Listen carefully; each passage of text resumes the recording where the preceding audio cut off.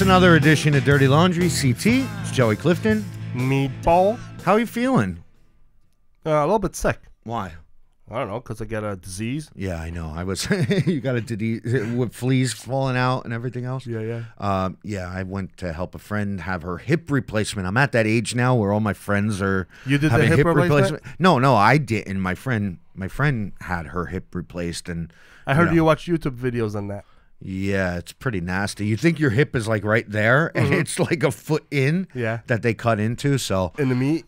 Yeah, so I've been under the weather because I got sick, not from seeing the hip replacement, but, just because whatever. So we missed a couple of different things last week. We were talking about all the new businesses opening up, like Mojitos. Well, we got the Landmark Diner opening up on Main Street this Thursday. Today's Wednesday. Yeah. So tomorrow, the Landmark Diner is going to open. I think they've been closed for I don't know, it's got to be at least 3 years. A while. And I remember years ago, the guy who played Cliff Clavin from Cheers had that Diners, Drive-Ins, and whatever show on, I don't know, the Food Network. And they were doing a story on the diner. Really? But I never went there. So, it looks the same. So tomorrow's your opportunity to go. Well, there. The good thing is it looks like they have their price point down because they have a bacon, egg, and cheese sandwich and a coffee for $5. So that's kind of our market here. I'll bring people down to downtown. Yeah, they've got pancakes and a whole bunch of stuff. Food. And what a lot of people don't realize is, I believe also on Thursday, the Dunkin' Donuts on West Main Street is closing. Really? Yeah, because the Batista family, not related to Kathy Batista, the councilwoman, they own most of the Dunkin' Donuts in the area. And what they did was, I'm not sure whether they rent, but they're moving from that location on West Main Street to over to Cumberland Farms on Broad Street. They're building a brand new building, which they're going to own. It's surprised to see Dunkin' Donuts close.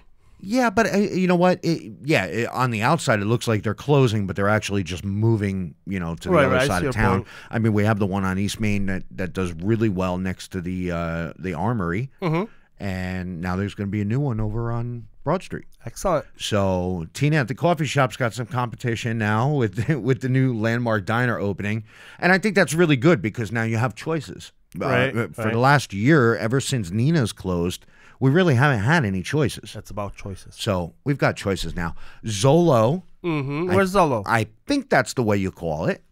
It's on North Colony, and I'm not sure. Is that North Colony or is it Colony? It's over by the railroad. Wait, let me put the mic on here. Go ahead. All right, it's on Colony. North Colony starts at the railroad track. All right, you're gone because we didn't introduce you yet. Who's that? All right, so it's on North Colony, over by the railroad tracks of Britannia and Kensington. Is Zolo. It used to be La Fontana. Yeah. Remember the Spanish restaurant, nightclub? Now it's Zolo. We think that's what it's called because it's spelled Xolo. So I know you like to call it Cholo. And we have Chuco. I'm blushing. Which Mickey Meriden called Church and Colony is Chuco. But this is Cholo. And Chuco? Yeah, they've been open on Fridays and Saturdays. I know they use the parking lot over at Allen's Cup and Saucer. Did that place sell? Because I think that was for sale. It's for sale. I don't think it's sold yet. But they still do a really good local business, Allen's Cup and Saucer. They've been there for 30 years or whatever. And excellent. And a lot of people go there. But check out Zolo. They're nightclub, Latin, Friday, Saturday nights. Bar and Cuban sandwiches, right? Yeah. Oh, yeah. They have Cubano sandwiches, which is good. A couple things this week. They finally caught some kids breaking into the cars. They weren't from Meriden. I think they were from East Haven or different towns. Maybe? Yeah, they were from other towns. One of the havens. But they finally caught some of the kids breaking into the cars. The gunshots on what street was that? Johnson. On Johnson Street last Sunday. They arrested the guy.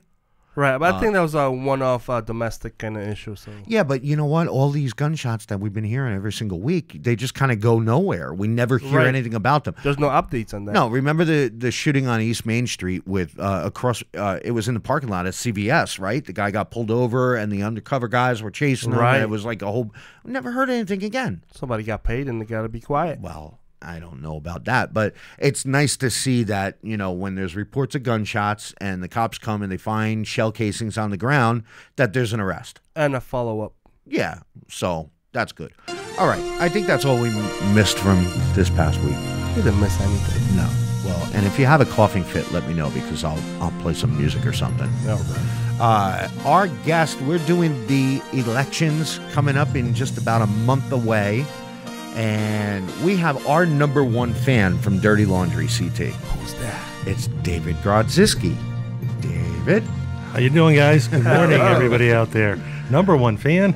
Yeah, I guess so. Dave always tells me, like, if I call the Capitol block the Palace block by accident, Dave makes sure that hey, that's not the Palace block, it's the Capitol block. And he knows the history because he's 70 years old, born and raised right here in Meriden. So you pretty much know everything that's going on in Meriden,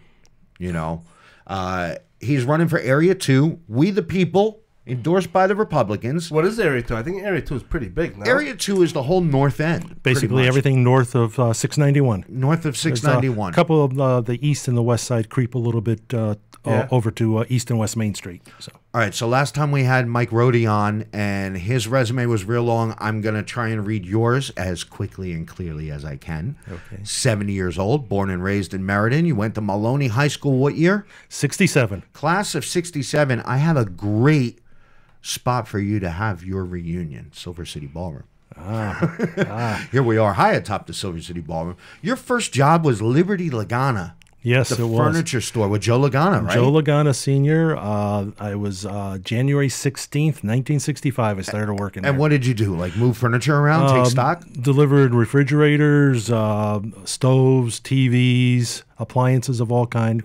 So you were the delivery guy. I was a delivery guy, worked in the store with Joe. Joe used to keep the store open on Thursday nights till 9 o'clock, and it was just him and I in there, and he had just moved from across the street. He was originally where the police station was. Right. He had bought out his two partners and moved over to the corner there, bought the building, and so I started working for him when I wasn't playing in sports because I played football, basketball, baseball. I don't think there's anything in Meriden open past 9 o'clock.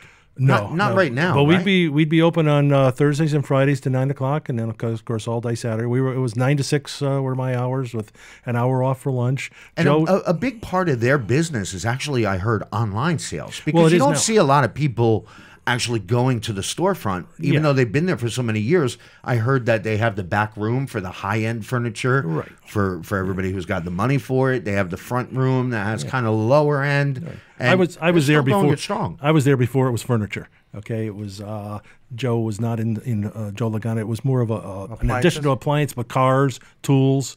Wait, they sold cars? No, they worked on cars. They got tires, batteries. Really? Oh, yeah. I learned how to change tires. And that was all. So they had a garage right where the police station and courthouse is now? Well, they would do everything out. If you came in and wanted to have a battery changed, right, they would do it out. There was a parking lot that used to come up in behind there. Right. It was a side entrance into the old Grants. And there were back entrances to all the stores that were on Colony Street, had a back entrance into that. It was actually a street. I think it was called That's Grove strange. Place. What's the connection between like fixing cars and furniture and appliances? Well, it was Joe Lagana slowly moving the business. Actually, what happened was Kasabian's, where their building is right now, they were in there. That was a big furniture store. He went out of business, and then Joe started getting into the bought that building, and then got into the furniture business. Well, good for him because I mean to be in Meriden in downtown and be in business that long, right? You're doing something right. You're 70 years old, born and raised here. You're retired, 45 years plus. You did pension services. You got a BA from Eastern. You're a father of 3. Right now, you're currently the vice president and treasurer of Restore with the Arts, which is the Twilight Concert Series, which is in the summer on the Green. You're the member of the Farmers Market Committee, the Downtown Beautification Committee, the Traffic Tower Restoration Committee. Is that a committee? Well, it's part of the restoration. We'll call it a committee. Yeah. You're the vice chair of the Wise Men. Explain to me what the Wise Men are. Sure. The Wise Men is a group of retired or semi-retired individuals that meet up at the Meriden YMCA. There's about 110 members, and we meet every Tuesday. We take the summer off. We just, I think, had our 3rd meeting coming back for the fall. And we all get together, be about 60, 70 of us guys all getting together.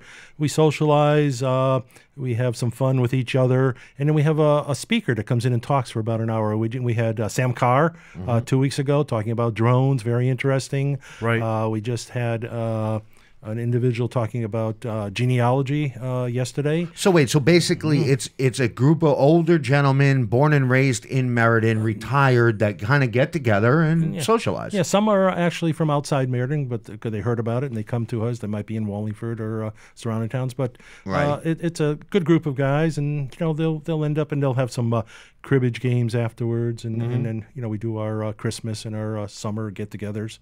So it's a fun time. You're the member of the North End Community Watch Association. Now, I know all of the neighborhood watch associations. The Community Watch Association is the same thing. Yeah, same thing. Just how I may have worded it. All right.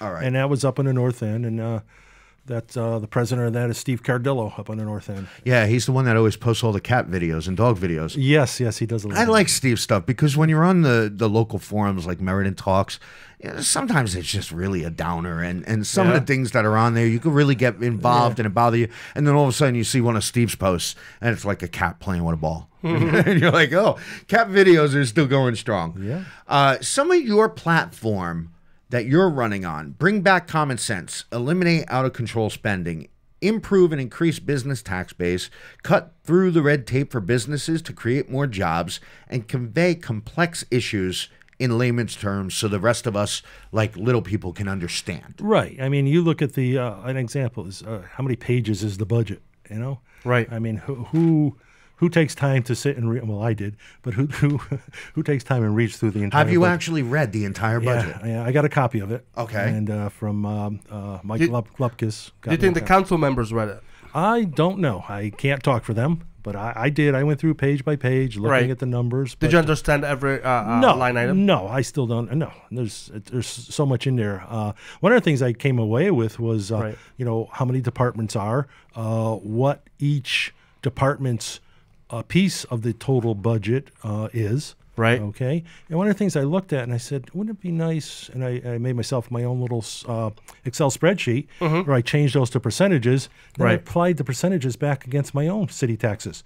So I could say, okay, and I don't have those numbers in front of me. So you know exactly what percentage of your personal taxes are going to what? Right, and actually I translated it into dollars. So can you open up a business doing that? Because I would like to know. Yeah, it'd be like a little app. Wouldn't it be neat to have I was thinking of creating an app, and but it was nice to know. So if and again I don't have the numbers, but if I had $5,000 in property taxes, I would know that $550 went to police. Anybody in your family ever run for office? I had an uncle who ran back in, I believe, the 60s or 70s, and it was pretty interesting because, oh my goodness, I can't remember his name now. Joe. Uncle Grodzicki. Well, it was it was an uncle, but he came to one of the council meetings, and he's one of the printers in town, and he had one of my uncle's stickers. From when he ran, yeah. Right. So what possessed you after 70 years? I mean, I know you do so much stuff. Basically, if you're here Monday through Friday, even on the weekends, and you walk downtown, at some point you're going to see Dave either walking to the coffee shop or walking to the green. What made you? What was the stone that broke the back of whatever? The camel. Yeah, the camel. Exactly. Exactly. That made you say, you know what? I think now at 70 years old, I'm going to run for city council. Okay, well, let me just back up a little bit. 70 years old. I was here until living here in Meriden until 1977. I was outside of Meriden for 23 years, but all my family was here. My parents were here, so I knew what was going on. But not as a citizen of Meriden, I really couldn't do anything. Right. I came back here almost 20 years ago. Divorced, came back. My mom says, "Hey, come on, live with me. That way she can stay in her house," and I did that.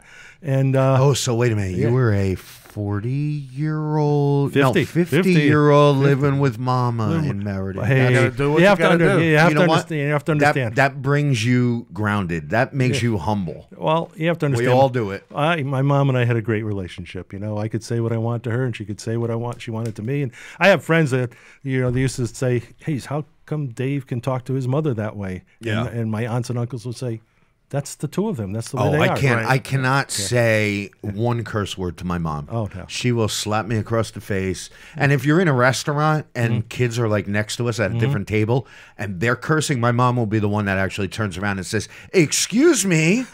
You know. Oh no. It's so embarrassing. It's like, Mom, let it go. No, my mom would. She'd sit in front of the TV watching the UConn women's basketball team or the men's, and she'd be swearing at them. Oh, good. So she would get into the games. Yeah. So what got you into elections? So I when I came back to Meriden, I started one of my friends, Steve Robichaud. Yep. Had the Twilight concert series going on across from the police station. I started coming down there, and of course, Steve is Maloney class of '67. There's a few of us around here in town that all know each other, and I started helping him out. We would bring in, 25, 30 folding chairs, setting up across from the police station. And if we had 50 people, that was a big turnout back then.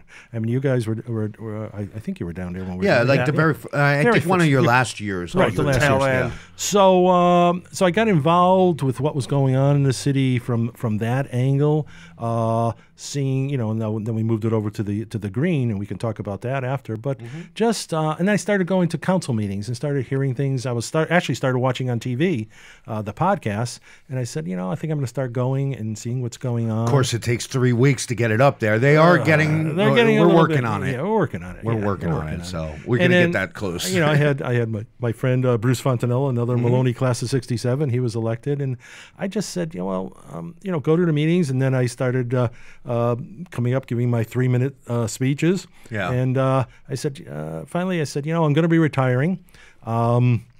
I can't be not active. I can't be. I have, I have some of my friends, they're not active, and how it goes. Do you think like when, for me, sitting at a council meeting and seeing the things, like, it takes a lot for me to get up and speak. Yeah. And it's usually, if I go there with the intention of speaking, I usually end up talking about something that I didn't intend on talking about because something came up at the council meeting. Do you think there's in other words, if you get elected, is there a sit-down training session? Is there a meeting that says, okay, all the new guys and new women that are on the council, these are the rules, this is the way it goes? Or do you just kind of learn as you go along, do you think? I mean, because enough councilmen to know the answer. I think Bruce Fontanella is a perfect example. How many times do you hear Bruce say, I'm the newbie here, and I don't know if I'm doing things correctly. Right. I'm learning on the job. Right. And that's what my expectations are. Plus, I do talk with other counselors that are there now or running, and I get their feedback also,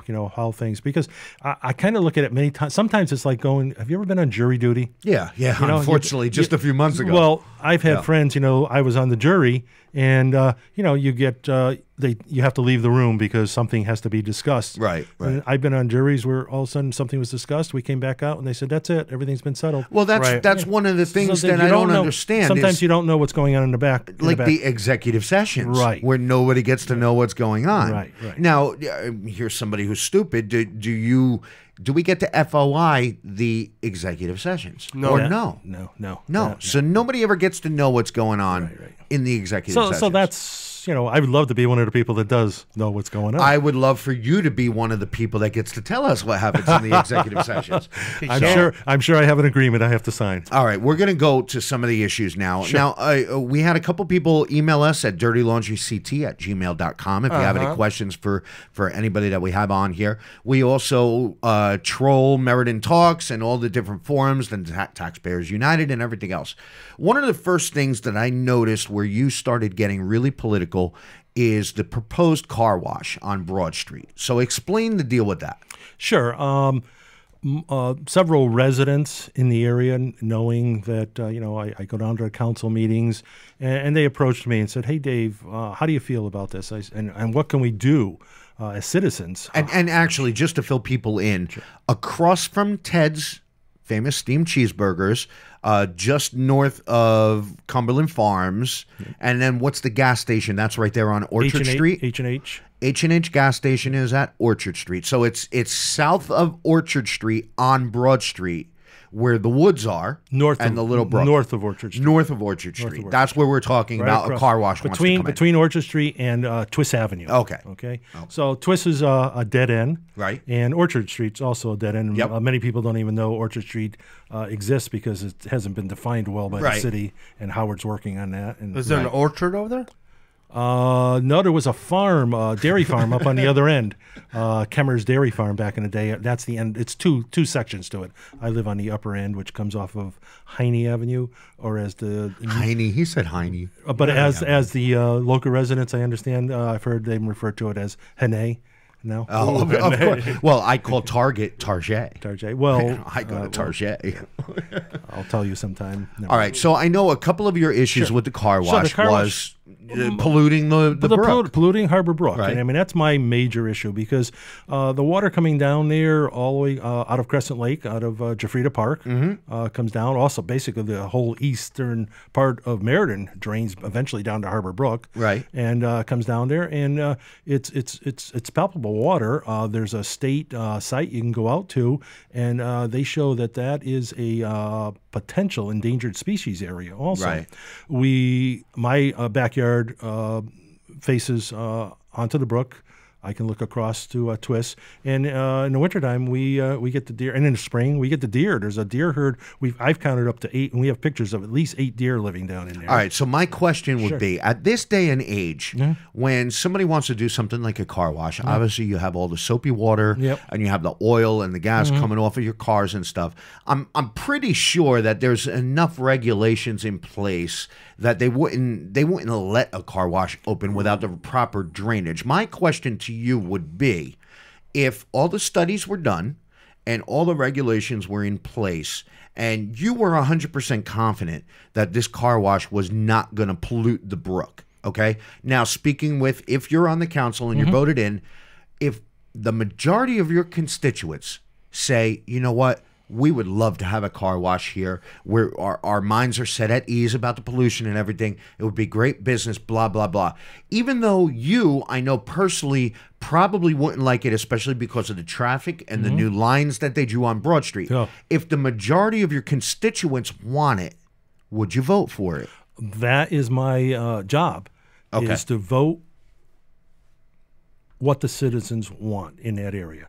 All right. So if everything was in place, that answer. if everybody was, it's not me. It's not a me position. Right. I represent, or will represent, the entire North End. Well, and one of the reasons I say that is Michael Carabetta was I think he wrote something. What area he's running for? South Meriden, right? For Area 4. Yep. He wrote something basically saying that if I have all the facts and I do all the research, I will decide what I think is best.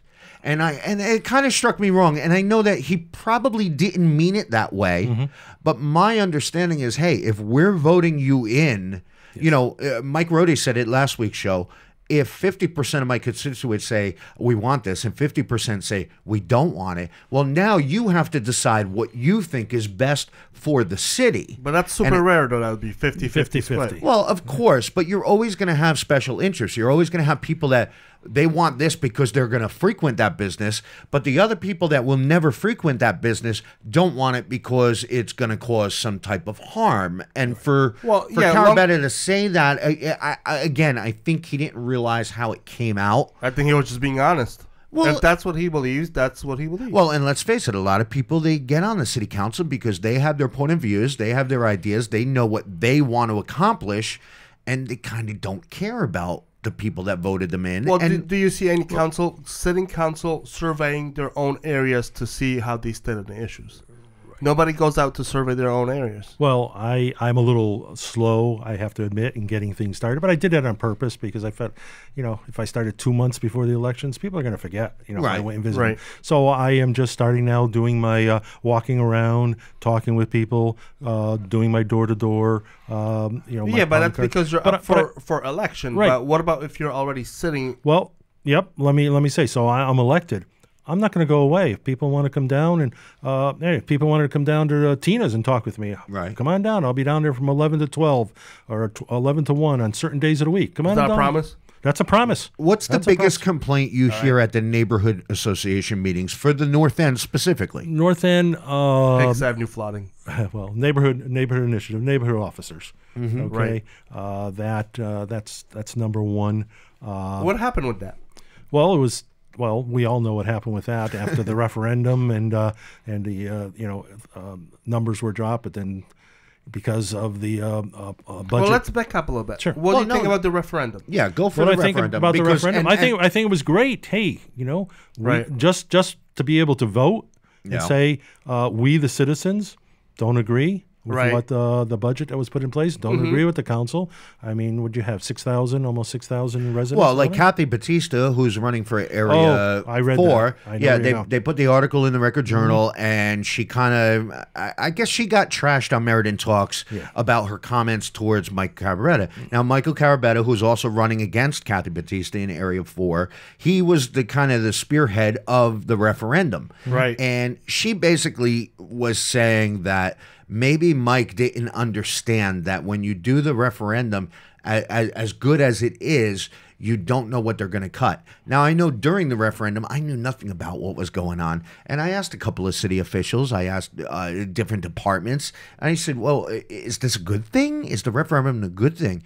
And they all told me no. And the reason why they all told me no, yes, it's good that the citizens get up and vote and cause change, because now you realize that your signature matters, which is great. You're heard. But the bad part is that you don't have any control. They're going to pick and choose what gets cut from that budget. It's not like we get to go line item by line item and say, okay, well, this gets to go there. No. So the first thing they did was cut the NI officers, which is your neighborhood initiative police officers that will patrol your neighborhood specifically. We know Grove Street in downtown is probably, I would say, the worst neighborhood for crime, for shootings in the last year. Used to be Willow Street, used to be some of those other streets. Lewis Ave is kind of getting in on the action this year. Summer Street. But Grove Street, that entire neighborhood is just, I don't even want to drive down it during the day. Right. And that's somebody who drives down it every day. Yeah. So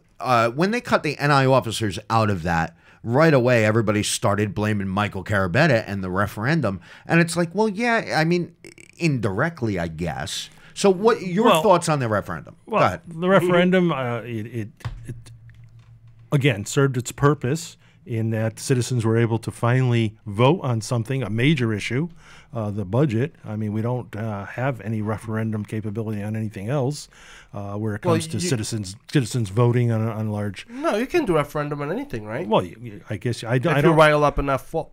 I guess to you do do. I don't have the facts. I haven't looked into it. Michael did a tremendous job of working on it and getting it through.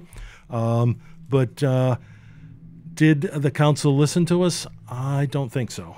But what do you mean council listened to us if we didn't propose anything? Right. We said didn't- this in is other the words- referendum. Right. Do something. Well, there They was did something. there was an outcome after the referendum immediately. There to- was, right. Right, but to maybe reduce- maybe that was the issue with the referendum in the first place was, okay, we said with the referendum, we're not going to accept this budget. Take it back, look at it again, and make it less. Right. But maybe the referendum should have said, we're spending way too much money on this. Cut it out. We're spending too much money on that. Cut it out. Stop with the projects that we're doing. Cut it out. Then it would have been a little bit more zoned into exactly what they wanted. But just by saying, okay, we need to lower the budget, well, now you're giving the city free reign to say, okay, let's cut out fire. Let's cut out police. Let's cut out whatever. You know what I mean? And I think that was I think where you're heading is maybe some more meat to the referendum as it came out. Some more energy to it. Right. I can see that perspective. Sure. One of the things I came out of the referendum, I think, is the elections. What's going to happen to sitting council members? Right. There's potential for a change over here to the sitting council members who have been around for a while, and I think that's opened up some people's eyes as to, referendum of different. I think people stood up and took notice of what the budget maybe was about and what numbers. So you were. foresee a big change? I foresee a change. I don't know how big it's going to be, but a change. Is it going to be a Republican kind of change, or is it going to be still Democrat control? I will let you know on November 6th. Well, let me ask you this. Fifthly Do at you night. think parties matter in local politics? No. Okay. I could have maybe run for a Democratic Party. I could have run Republican Party. I chose We the People because I want to be voted in based on me. Right. What I'm able to do. I think I've shown I have a capability to do a lot of things. I mean, the Twilight Concert Series. I mean, here is it's not in the city budget, as you both know, and we raise all the money ourselves, and we are able to pay all of the performers, and we break just about even. I take no money out of it. The other two partners, we take no money out of that.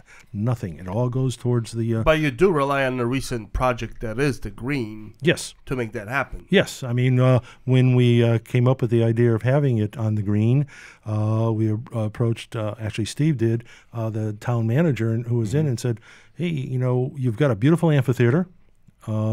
We have the capability. We know how to get the acts. We know who was the town manager at the time? I think it was Guy. That was Guy. Yeah. And can we work with you? And we'll raise all the money ourselves.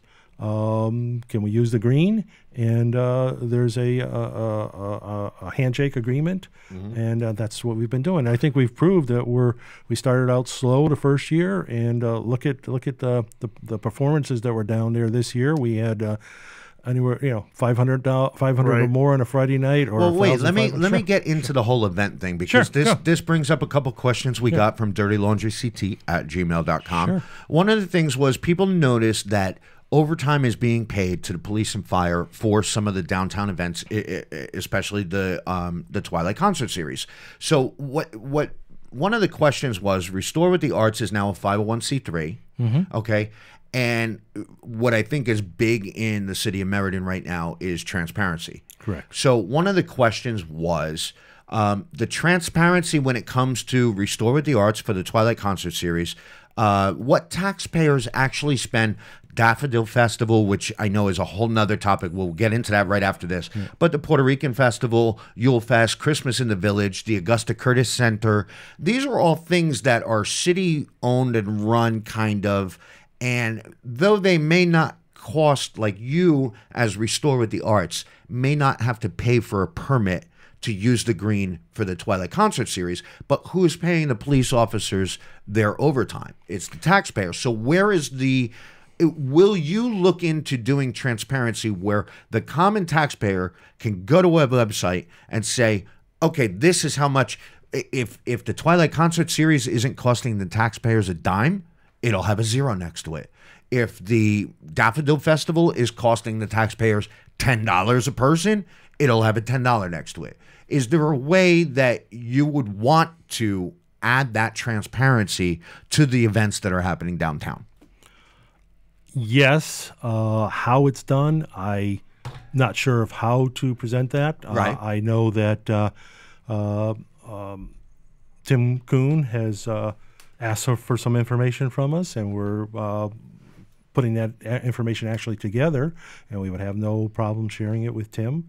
How it's presented to the citizens, that's a whole another area to discuss. Well, because talking to Daffodil Festival, $86,000 Exactly. that the city is paying to have the Daffodil Festival. And, we had the mayor on one of the episodes, and I understand how important the Daffodil Festival is to Meriden. It's really one of our only identities, the same way Southington has the Apple Harvest Fest. Right. Durham has the Durham Fair that they're known for. So Meriden really is the Daffodil Festival, but like you just said with the Twilight Concert Series, when you hold an event there and you have a concert there, all the money for that concert to throw that on is raised by donors. Correct. Okay, so if you're doing the Daffodil Festival and we have this gigantic tent set up, who knows who owns the tent, and it costs X amount of dollars. If you're having a tag sale under that tent, shouldn't the fee for all the vendors at that tag sale pay for the tent? Shouldn't the cost of all the vendors at the Daffodil Festival pay for that event? So that way the city doesn't have to pay $86,000. Or let's say, cut out the food trucks. If you've got food vendors there, what do you need food trucks for? Maybe cut out the rides. Maybe only make it one weekend instead of 2 weekends. I think $86,000 is insane for the city to be spending on an event that, number one, brings no money to the city of Meriden. Nobody that goes to the Daffodil Festival decides to go downtown or anywhere in the town and frequent our businesses. So it's not bringing in any money to the city, to the businesses. So why are we doing it? Good question. That's one of the reasons that I and my partners have concentrated on the green. Also, Yulefest. You mentioned Yulefest. Yulefest is not in the city's budget. Right. We raised all the funds again ourselves. So all the overtime for the cops, that's all paid out of donations. Paid out of donations. That's Okay. right. Everything is paid Right. through our donations and everything. So there's nothing that the city is saying, hey, we're going to give you the police officers, we're going to give you the parks department. No, Right. we're paying for all of that. Right. All right, so the Yulefest, that's another one that's generated. You won't find it on a line item in the city budget. Right. Which is exactly the way it should be. Well, I think that that you and I have definitely always been in agreement on that. Yeah, and you know what? Like when it comes to like the organizers, like maybe yourself getting a little, I don't want to call it a kickback, but getting paid for your time. You know what? If you're spending the time and you're spending the effort to go and do all these things and get the right permits and do all of this stuff, I think you should be paid for your time. I think the transparency would be letting people see that. But if it's not costing the taxpayers money, then the taxpayers really don't deserve to see anything about it. Right. I So- think. Well, is Restore with the Arts a real 501c? Yes, we are. We became a 501c3 this past year, earlier this year. We are, if you go So you out, register with the state? yes, you can go out and see us. We're registered on the state. We're all set up. So if anyone wants to see the treasurer report or whatever, you should be able to provide that to Yeah, I anyone just that don't think requests it's it, since right? it's our first year, it probably hasn't Right, been right. filed yet. So, Right. So, but yeah, they'd be able to go out there and see whatever the state requires us to file. Yes, we're down here to, or what you asked council, why I want to see you hear the term positively, Mayor. I like the term that I use, Dave Cooley uses, the rebirth. It's been a difficult labor. Right. Okay, but things are starting to happen. You got the New York deli and the chicken. You got La Problemita. You've got now the Landmark. Things are starting. We're going to have our first restaurant with a liquor permit down here. Right. But do you think it's a slow kind of start? It's been long overdue. It's been a slow start. But one of the things I look at, again, I lived here and grew up in the 50s and 60s Right. and 70s. When it was booming. You had downtown. Everything was downtown. Right. You didn't have, the mall was just coming in the 60s. You didn't have, so everybody came down to do their shopping. Then they started building housing developments further out all around the city. All right. So then you had plazas and shopping malls going and being developed outside. So now we went almost from a town to a city, although we've been a city, and now you've got your centers your downtown. What is I think we still have an identity problem of what our downtown city Defining that. Okay. Well, and I know that some people were talking about trying to get away from the Silver City because we don't manufacture any more silver here. No. And But they were trying to come up with No. a different identity. But I mean, you look at Waterbury, the brass city. City. I mean, they don't make brass anymore. The Elm But, City, I think silver is a great name. I mean, you'd have to change the name on your building, right? Yeah, I know. We won't be Silver City Ballroom anymore. Well, like we were talking to Mike Rohde, who wants to knock down a lot of the old decrepit buildings and just, get rid of them. And I don't think he meant it like, tear down historical buildings. But like, for instance, across from Silver City Ballroom on Colony Street, we have that beautiful Art Deco building. The landlords are from New York. They don't care about it. They're getting daily blight fines. And it's kind of like, well, this could just go on forever until they accumulate enough fines that the city can actually just take it from them. I guess it would be like eminent domain. And Mike says, well, you know what? I would just give them a time limit and say, look, if you don't do something with this by this amount of time, we're just going to knock it down. Well, I don't know. What are your thoughts on? And it's Style Tex. Yeah. Style Tex, that building. Okay, so Bras, undergarments. Well, you had Hammer Rug over there, also in that building. George Hamra, who's still around, but. At the city council meeting just Monday night, Riata came out and it was in the paper today about the proposals. Let's not tear them down. Let's look. How can we get ownership get people in, Yep. and refurbish them. And I think you know? she's doing an She's- unbelievable job. she's great She job. already got rid of the, I guess there was an old law that said you can't have 2 liquor licenses with a certain amount of fee, Right. which was keeping the mall from only having Ruby Tuesdays. Yep. You couldn't put another establishment in the mall with a liquor license. She got rid of that. And now what's the new, I can't remember the name of the new, like we have the transit-oriented district. No, this is now she all- just mentioned a brand new district to help with these old vacant warehouses. Right. I mean, one of them up in the North End is. Right, You know, on I Britannia. grew up in that area. Right. I grew up on Britannia Street, and all that area. I used to spend my mornings till nights at Little League Stadium and Brookside Park. Mm-hmm. But my grandfather actually worked in that old building there. I believe it was called. It was the telephone company, telephone and electric company American on Britannia. General something. I can't remember the name of Something. it. Yeah, something. But he worked there back in the day, and used to walk over on the railroad track from Springdale Avenue to work there. That's illegal. That wasn't the New York. That was the old International. So Silver. you're definitely for exactly what Renata's doing with Yes. economic development. I mean that building on Britannia Street. One time it was Railroad Salvage actually stored in there. Really? They owned that at one time. Yeah. Yep. So Ruby Vines. I remember those. Remember Ruby? Yes. So yeah, some of these old buildings. I mean, we've worked on some of them here. The hospital, Right. Tore down some. The old International Silver on Cooper Street and in different places. But let's see if we can refurbish and reuse these buildings. What city projects do you think are viable right now, and which ones do you think are not? So I'm just going to run them off. Go ahead. The library.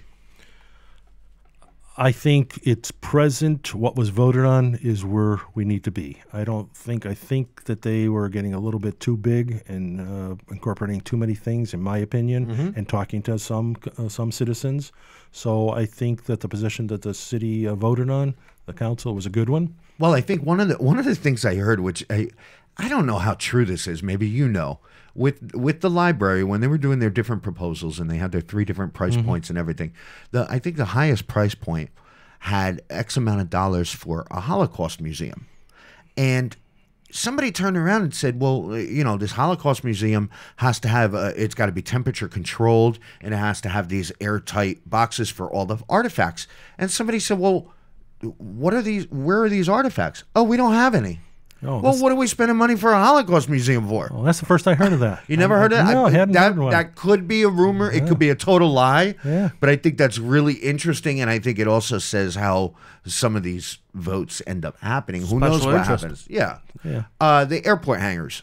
Airport hangars. I still need to get a better handle on that. Is it should we be having airport hangars where we have where are those airplanes coming from? I'm hearing they're from all over the state, New York, Right. and everything coming in here. They're saying that there's a line of them that are just dying 70, to get in. 70 lined up to come But in. then if there's 70 lined up to come in, why is it going to take 20 years to pay it off? Well, is it 20 or is it now more? I don't know. Well, no, that's 20. We'll get to the more in a minute. The water, we haven't really heard anything more about our water supply, which is in Berlin, and they wanted to buy the 2 houses on the property because the septic tanks leaked into our water. Right. And instead Supposedly. of having Berlin fix it because it's in their town, we want to buy these 2 houses to fix the problem ourselves. Well, let me just bring you a little bit of history. Yep. On Britannia Street, you know where the Little League Stadium is, and they've got the main stadium, and they've got those 2 little parks there. That used to be a dump, okay? Really? A garbage dump. A garbage dump. Okay. Right, okay. So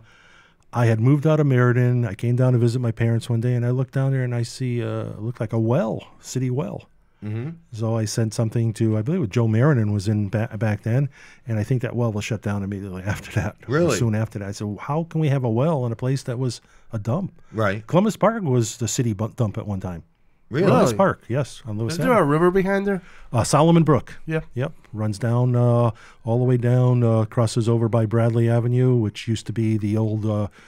Oh my goodness! And there used to be tracks. well, where there the hospital. there used to be- yep, yeah. well, that was actually a railroad yard at one time, Right. right there for the railroad train that went through, went all the way across, and the main depot was on Center Street. So you're saying the whole Meriden's a brownfield?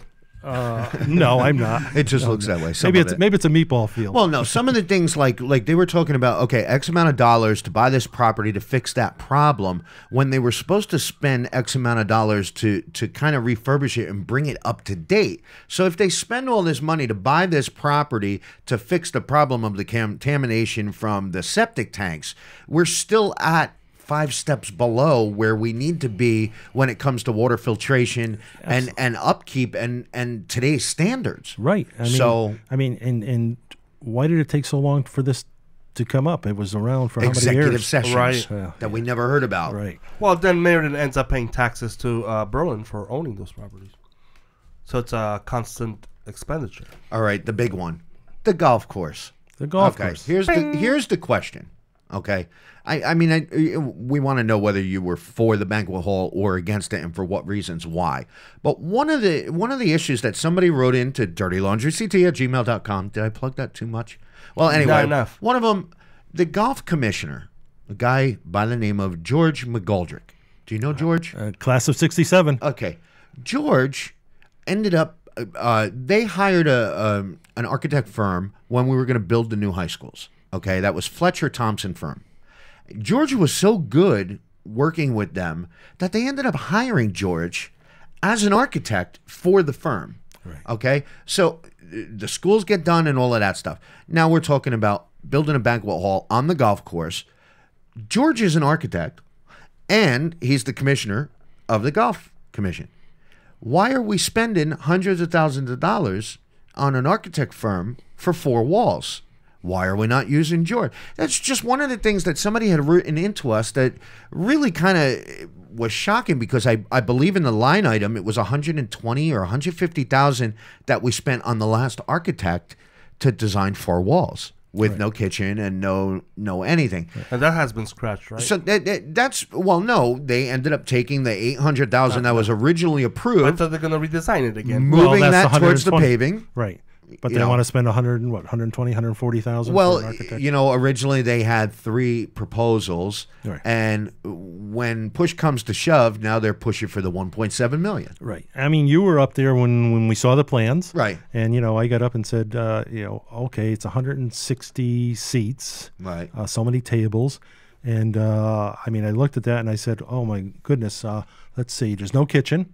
So I've never been into the tent and had a sit-down dinner. Right. So where are the serving stations going to go? Yeah, but So I think the question is, why is the city the landlord? bonding out money for business that the city is not going to run? Right. Why did they do it? Why did they spend whatever it was? I can't even remember. It was like $50,000 on electric for the Augusta Curtis Center, when the Y is the one that gets the profit from it, regardless of whether they're making a profit or not. Why is the city getting into the business of business? Why is the city being a landlord? Right. Right. Yes. Right. Why are they so what are some of the thoughts on that? Well, I need more information. I mean, where did this all start? How did it all come about? Brian Daniels, I think. Oh no! I mean, it's way before It's that. way before. I mean, and it's things I want to look into. Why are we into this? Why are we into situations where we have to be in it now because we're knee deep? But do we want to do it in the future? Right.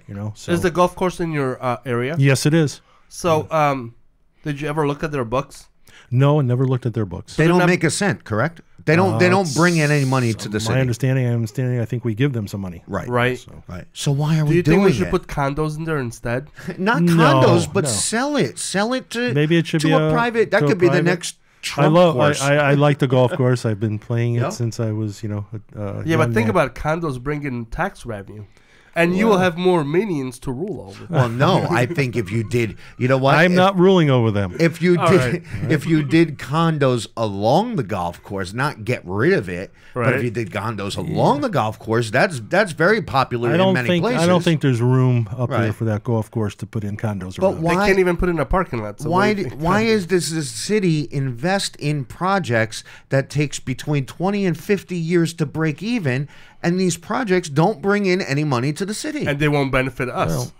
You own a home, I own a home. Yeah. And But maybe in 20 or 50 years, I won't. own that home, so I won't reap the benefits Well, of you my never tax. you never really own anything, do you? No. You You're lease always it from paying the city. tax. You lease it. Yeah.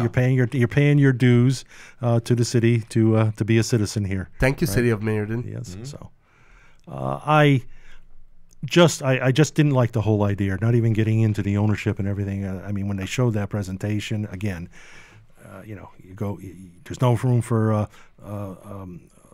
serving stations, no room for a band, no room Right. for a dance floor. You're But gonna even lose if all that was the there, design- let's say for was all there. 800,000, let's just say for argument's sake, it's $1 million, and it's got a kitchen, it's got bathrooms, it's got everything that we could ever want in a banquet hall for $1 million, but it's going to take 20 years to pay off. Why would we do that? Why aren't there private investors lined up to do Right. it? Okay, Right. Why?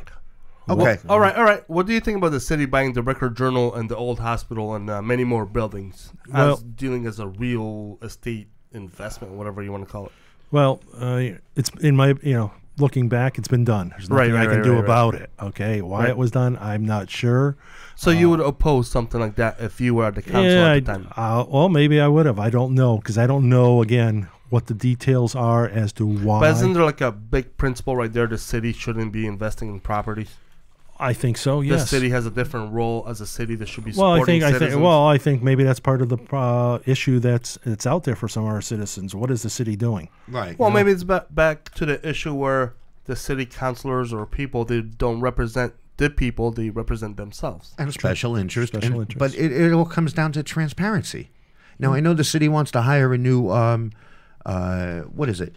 A new, come on, help me I out don't here. know. City clown. No, Economic it's gonna be somebody who public relations, PR. communications, Communications. to kind of help with the transparency. You know what I mean? Because I think that's the biggest issue right now is transparency in the city. Well, it comes up a lot, Right. And especially, I mean, look what happened a couple of council meetings ago when all of a sudden $1 million and then $1.5 million. A little bit with that in mind. So how do you think you're gonna attract the people that never come out to vote for you? Vote for me. I'm Right. going to. What are you gonna give them? What am I going to give them? Or I'm not- how are you gonna Thompson's chocolate. entice them? Thompson's chocolate. I'm going to, and I've been talking to people, I'm here not for my own personal benefit. Right. I am here for you. Talk to me. Facebook. I mean, one of the things I dislike about Facebook is you lose the voice inflection. You lose the eye contact. You lose the body language. I like to Right. talk with people one-on-one. Well, I'll give you an example of that. So last week, somebody on Meriden Talks had brought up a situation with you at Maloney High School where there were words, there was some kind of argument, and they were waiting for your response, and you never responded. Now, me, as somebody who follows the page and reads it, I look at that from my opinion and say, well, it must be true because he's not responding. But that's not always the case. So you're kind of in a really thin line. People now in social media, you get called out all the time on Meriden Talks. They were just asking what, you were the only one that didn't say what your positions were on different things, which Nobody I didn't really said see. No, I mean, I see the same couple that are always on there talking about the positions. They didn't talk but- about anything. They just provided well, the links. Dan did, Well, and Dan, Michael yeah, did, yeah. and I think Volano did. They just You know, provided the links, and if you can't talk to your constituents like that, But you can't have. Sometimes you can't have an educated conversation with people on social media. No. But you still, I think, you still as a councilman have to respond in some way. It may be, you know what? If you want to have a conversation, contact my office. It could be something simple like that. Sure. But I think when you just let it go, it makes people think people that, assume the worst. that it works. So I don't know what happened at Maloney. Disagreement between another individual and myself. At a That was football it. game? Basketball game. Right. So what was the big deal? Why was it brought up on Meriden Talks? I have no idea. I didn't see it. I'm Right. not. I don't go on Facebook every day. I don't read everything every day. Like everybody else, I look at it and I skim past things. So Right. I don't know what was discussed. I have no comment on it. And what about the asking some of your opinions and where you stand on certain things, and you didn't respond to that? Well, I was kind of busy the last 2 days or 3 days or however long it's been out there. I don't read Facebook every day. I don't feel I have to respond immediately Right. to requests. I did see it this morning, finally, Right. because someone pointed it out to me. And now you addressed it on the podcast. On the best podcast, and in town. I actually have something written up, and I will in the next day or two give that response. And I think that's important right now because, again, whether you agree with people or not, social media, Meriden Talks is Meriden. Right. All right, maybe you have the same 50 people that are posting all the time, but everybody reads it. 10. And when you do get called out, I think it's very important that you do respond in some way. Right, but it doesn't have to be an immediate Right, response. right, right. I'm not going to. I want to sit and think about it again.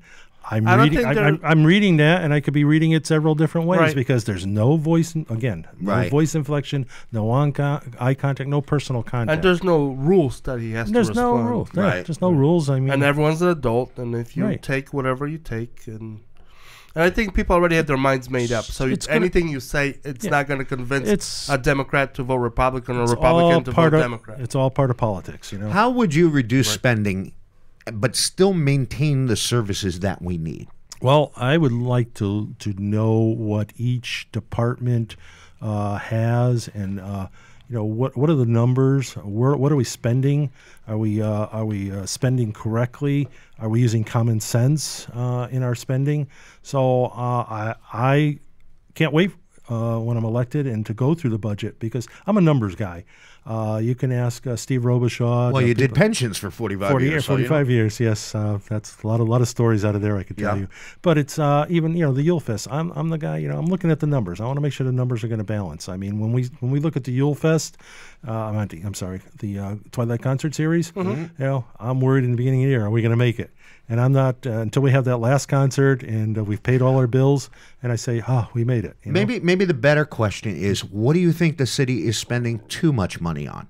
I don't know that. I Okay. cannot give you that answer. Besides the Daffodil Festival Daffodil Festival is one of them. and the Augusta Curtis. Augusta Curtis, yes. And the, all right. I would agree with you. Yeah, you know yeah. what those are, but Yeah. just to be able to say, hey, line item by line item, Right. no, I can't. I don't have enough So experience. if you're elected, you promise to come back on the podcast and answer some of the questions that we don't have answers to. I promise that I will come back on the podcast and Pinky swear? we could have conversations. Uh-huh. I could share with you what I'm able to share with There's you. the politician coming through right there. What would you do for panhandlers? What's your Well, we they're- also they're- have our famous Whole life out here enjoying the journey. Yeah, it's whole life. whole life. Maybe I should go out and join them and get some money for my. Maybe you can pay him to hold your sign. Yeah, there you go. I heard somebody mention that. Was it you on Facebook that did that? No, somebody No. did. Somebody did. Go out there. Great minds think I mean, alike. it's an amendment. It's it's their right to do it. Right. All I can say, and again, here I am dating myself, is Hare Krishna. When they would come around, be in all the airports, Right. dressed in their white and their bald heads, and there was nothing that could be done about them. So what do you think is the solution to it? Do we just let it go on? I hope that it'll die. I mean, that's one thing that can happen. But I think that I don't know because the amendments in our Constitution grant them the right. Right. Right. So Right. other than let's just ignore them. Stop handing the money out to them. What do you think about that? That we have 3 organizations focused on development. I think it's Medco, Making Meriden, Economic Development, and even the Chamber. Do we need that many organizations? Well, like in While other we words, the don't see downtown. any development, really? Yeah, the downtown business center is that. I'm not even sure. Is that fully funded by the city? I know it's Medco, it's Chamber of Commerce, it's And Economic Development. The city. What were the 3 that you just said? You said Medco, Making Medco, Meriden, Economic Development, and Chamber. Chamber. I think Right. that's it. Isn't it just the 3? Yeah, I think so. Yeah. Why Because not have one that can function well and actually get going? You got 4 different should pieces we, moving. Should we, here's a thought. Right. Just hit me just all of a sudden. Should we have an outsource handling some of our economic, not our economic, our downtown situation? well, isn't that kind of what it started out to be?